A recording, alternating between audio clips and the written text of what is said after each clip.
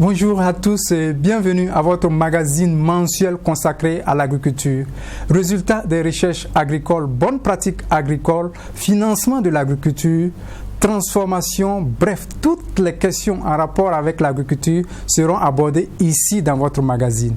Pour ce numéro, nous vous emmenons dans un périmètre entièrement dédié à la culture de l'arachide. Vous allez également voir les différentes étapes de production de l'arachide, mais aussi la transformation de l'arachide en pâte d'arachide dans une unité de transformation. Le film de tout ceci dans ce reportage.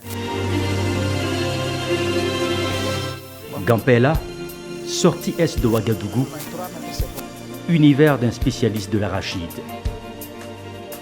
Dans cette station, Dr Amos Minungu et son équipe expérimentent les différentes variétés d'arachide. L'arachide est communément, enfin du moins dans le nom scientifique, c'est Arachis hyposea, communément appelé arachide. Alors l'arachide comporte plusieurs variétés, surtout dans les variétés améliorées. Nous avons ce qu'on appelle des variétés à cycle court qui font justement en général 85 à 90 jours, des variétés à cycle intermédiaire qui font justement autour de 110 jours et des variétés à cycle long qui font au-delà de 125 jours de cycle. Alors, mais de plus en plus avec le changement climatique, nous nous orientons beaucoup plus sur les variétés à cycle court qui font à peu près 90 jours.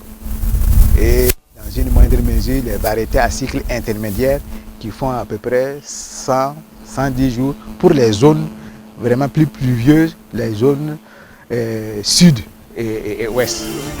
Tout comme les autres cultures, l'arachide a ses exigences culturelles. Des exigences qui sont convenablement appliquées dans ce périmètre agricole.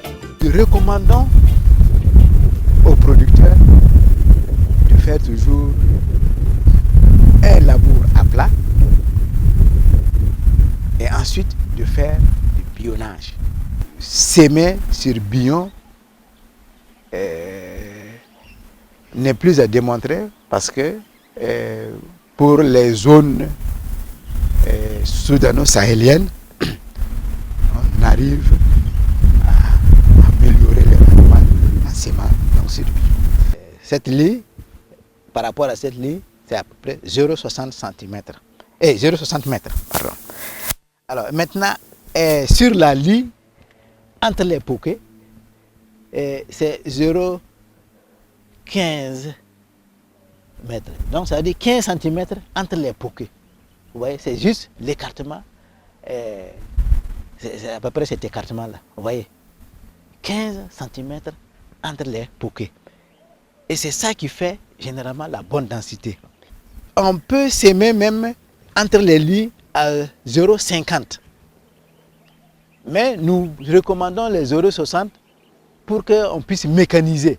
Avec une charrue à bœuf, on peut toujours passer pour faire le sarclage. Bon, maintenant avec une paire d'ânes même, on peut faire 0,50 entre les lignes. Alors, maintenant nous voulons recommander qu'il y ait des semoirs qu'on puisse utiliser et qui puissent s'aimer à 0,15 cm entre les poquets. Et là, on obtiendra une bonne densité pour donc, la production de l'arachide. Contrairement aux profanes qui pensent que la date de semis de l'arachide importe peu, pour le spécialiste du domaine, la date des semis est d'une importance capitale dans la culture de cette spéculation. Nous avons recommandé que les périodes de semis soient situées entre le 25 juin et le 10 juillet. Bon, jusqu'au 15 juillet, c'est vraiment possible donc de semer l'arachide. Nous sommes à 2 semaines après les semis.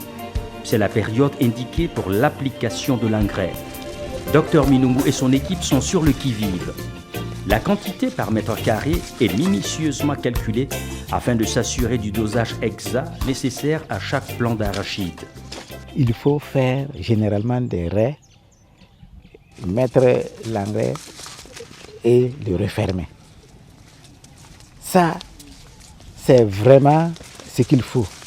D'autres, effectivement, jettent et ils sarclent automatiquement pour essayer donc de refermer.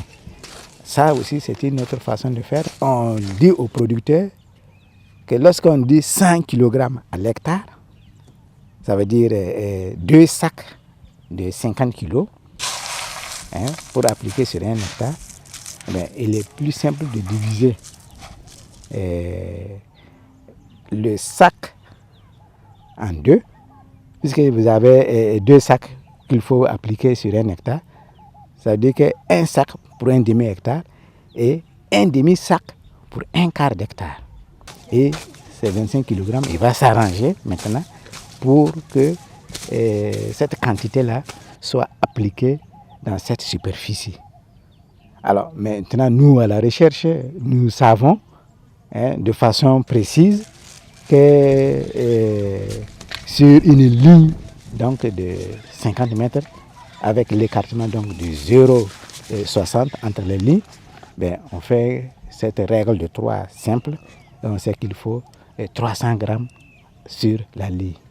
On recommande d'appliquer l'engrais après une bonne pluie. Et vous avez toutes les chances que cet engrais-là se dissolve directement à côté donc de la plante et qui sera utilisé. Mais s'il n'y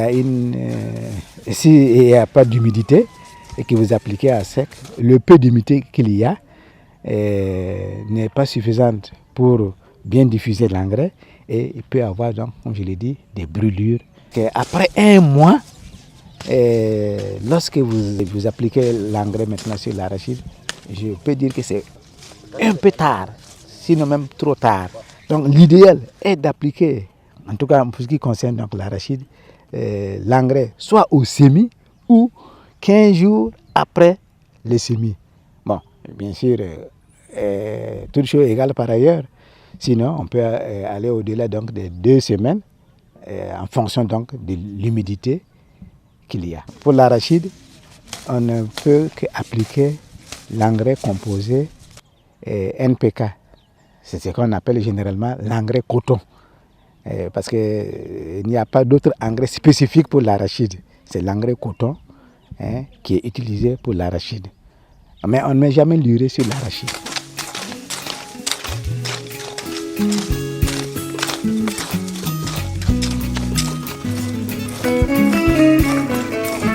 Après cet exercice, vient ensuite le bionnage. Il consiste à apporter de la terre autour des pieds de la plante. Étape essentielle dans le processus de développement de l'arachide, il présente des avantages certains pour la culture. Le premier avantage, c'est que lorsque on fait le bionnage, on permet en tout cas de retenir de l'humidité suffisante pour la plante parce que les biomes vont aider à conserver l'eau. Alors donc, en faisant donc le bionnage, on permet donc aux gynéphores donc de pénétrer le sol et de bien se former et d'avoir un bon remplissage également. Autrement dit, la gousse va bien se former, les graines seront bien remplies. Ça, c'est le deuxième avantage. Troisième avantage, c'est qu'une fois que le bionnage est fait, c'est qu'au moment de la récolte, vous pouvez récupérer, j'allais dire, l'entièreté donc de vos gousses sans les perdre ou sans les blesser. Moment de toutes les attentions, la récolte et la conservation sont tant aimées que redoutées. Elles doivent être menées avec délicatesse. On souhaite que le sol soit encore assez frais pour pouvoir faire les arrachages. Il faut arracher. Alors, mais vous savez, on n'a pas toujours suffisamment de pluie au moment donc de la récolte pour pouvoir arracher. On procède donc à l'arrachage avec une daba. Dès que vous êtes à la période donc de maturité et qu'il y a une petite pluie, ben, il faut arracher le maximum possible. Sinon, il y a ce qu'on appelle la régermination. Et malheureusement, toutes les variétés de cycles courts régerment automatiquement dès qu'il y a une grande humidité. Et lorsqu'on arrache donc, ces pieds, il faut bien les secouer et les mettre en botte. Et retourner, n'est-ce pas, les gousses vers le haut pour que le soleil puisse bien taper, n'est-ce pas, ces gousses.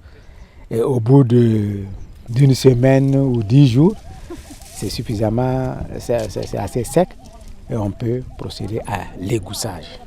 Il faut procéder au vannage, enlever toutes les impuretés, tout ce qui a encore un peu de terre, de fans d'arachide ou d'herbes qui ont pu se glisser et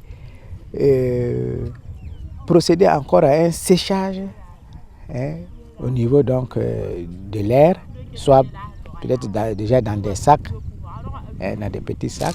Disons que cette étape est vraiment importante parce que si vous ne vous assurez pas que l'arachide est bien sec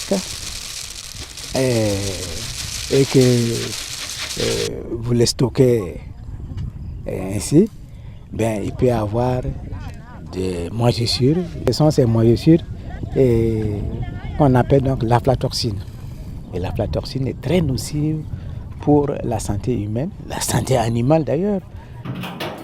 Bienvenue dans la famille Sawadogo, dans le 4e arrondissement de Ouagadougou. Eric, l'un des fils de la famille, décide de se lancer dans la transformation de l'arachide. C'est à partir de 2014 que l'idée m'est venue. Parce que je suis quelqu'un qui aime faire la cuisine. Une fois, je suis allé au marché pour payer de la pâte d'arachide. Et puis, j'ai vu la manière dont c'était conditionné. J'ai cherché dans le marché, dans les alimentations. Je n'ai pas vu un autre modèle que ce qui est attaché manuellement. Donc, je me suis dit, mais ça peut être une affaire. Mais je vais essayer d'étudier, voir comment ça va se passer. Donc, c'est dans ça. Je suis venu, j'ai pris 2 plats d'arachide avec l'aide de ma maman. Je demande, aide-moi à faire ça, je ne sais pas comment faire. Donc, c'est elle qui m'a montré comment il fallait faire. Je commençais avec une marmite avec du gaz. Je me suis assis avec la spatule, j'ai remué ça jusqu'à arriver à ce que ça soit bien rôti.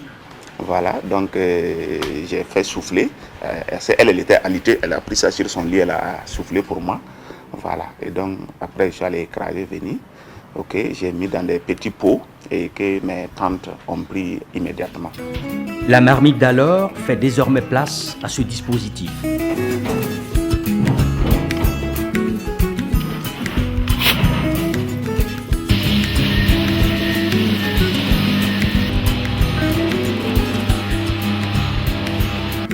Au cœur du processus, la transformation de l'arachide en pâte d'arachide. Ici, tout est tributaire de la matière première, l'arachide. Nous payons notre graine d'arachide à Pétenga, voilà, avec des groupements villageois, voilà, qui travaillent sans mettre, par exemple, si vous avez remarqué actuellement, la plupart de nos agriculteurs, ils utilisent un produit pour tuer les herbes, les mauvaises herbes et autres. Voilà, donc nous avons opté de travailler avec ces femmes qui ne travaillent qu'avec leurs mains, qui arrachent les mauvaises herbes, voilà, pour nous donner un produit sain, voilà, où il n'y a pas de produits toxiques dedans. La phase de tri, très délicate, elle demande beaucoup d'attention et de constance. Les mauvaises graines et autres impuretés sont exfiltrées. Donc après que nous ayons eu ces graines, voilà, nous les trions encore parce qu'ils ont fait que décortiquer, mais nous allons enlever encore. Il y a des déchets d'animaux dedans, il y a des morceaux de tiges, il y a des cailloux, plein de cailloux, et il y a surtout l'arachide contaminé par l'aflatoxine, voilà, qui est une substance poudreuse noire qui enveloppe l'arachide. Quand vous la mangez, même quand vous mangez de l'arachide bouilli, à un certain moment, vous pouvez tomber sur une graine qui est amère. Donc vous recrachez en même temps, c'est ça, on dit, c'est contaminé par l'aflatoxine. Et c'est un produit très cancérigène. Donc on enlève ces graines, surtout c'est en période hivernale qu'on aime retrouver ça. Extraites de toute impureté, les graines peuvent maintenant passer dans le torréfacteur.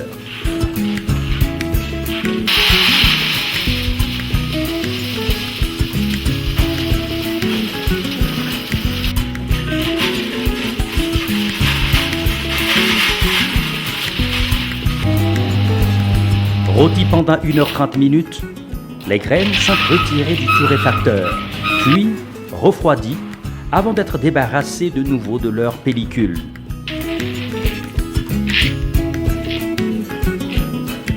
S'ensuit le vannage.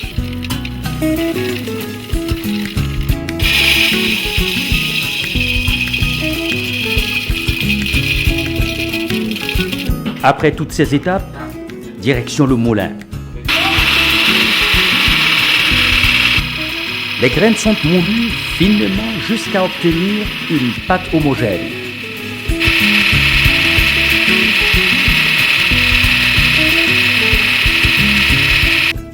Le produit obtenu est ensuite conditionné dans différents types d'emballages au choix.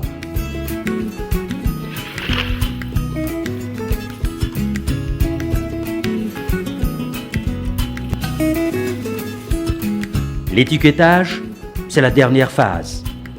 Elle donne les informations sur l'origine de la pâte d'arachide et permet de faire la différence du produit des autres sur le marché.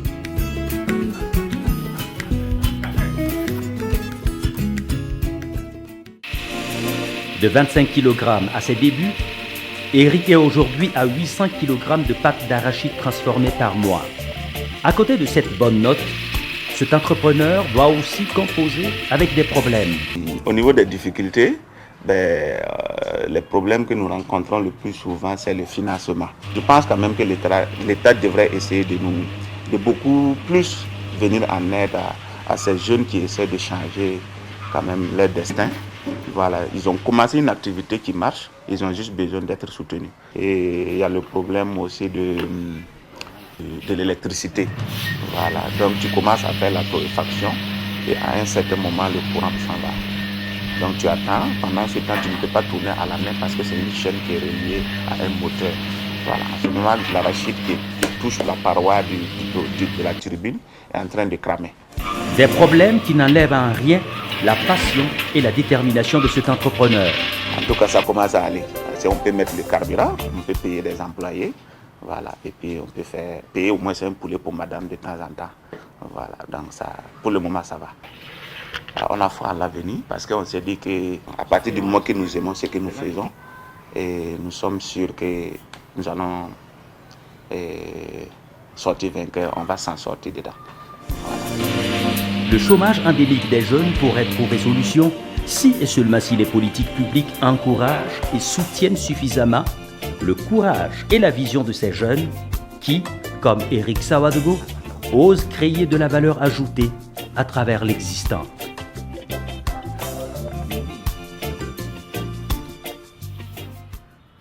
Retour sur ce plateau avec le docteur Amos Minougou. Bonjour docteur et bienvenue. Bonjour monsieur Ouedraogo. Docteur Amos Minougou est chercheur-sélectionneur à l'INERA, l'Institut national de l'environnement et de recherche agricole. Vos travaux sont essentiellement dirigés vers la production arachidière. Dites-nous docteur, qu'est-ce qui se dégage de manière générale dans votre domaine et quel rapport entretenez-vous avec les producteurs sur le terrain? Encore une fois, merci de m'accueillir sur votre plateau. Je dois dire qu'en matière donc, de production arachidière au niveau donc, du Burkina, c'est véritablement, j'allais dire, un casse-tête. Parce que lorsqu'on regarde les rendements, c'est très faible par rapport à ce qui se fait ailleurs. Alors, vous savez, l'arachide était une culture de rente, une culture d'exportation essentiellement avant les indépendances et juste après les indépendances.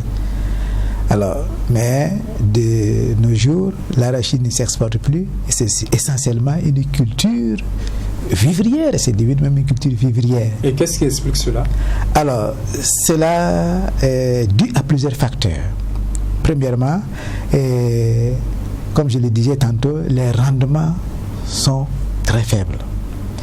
Deuxièmement, il y a le problème donc de l'aflatoxine qui fait qu'on ne peut plus exporter l'arachide vers les pays européens qui ont fixé des normes très élevées.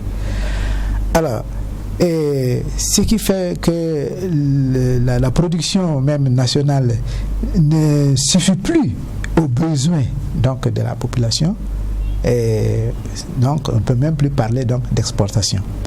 Alors, pourquoi cette production nationale ne suffit pas à la population? Je le disais tantôt, l'arachide est considéré comme, j'allais dire, une seconde culture. On s'intéresse d'abord à la production donc, de céréales et ensuite on s'occupe donc, de l'arachide, qui est une légumineuse.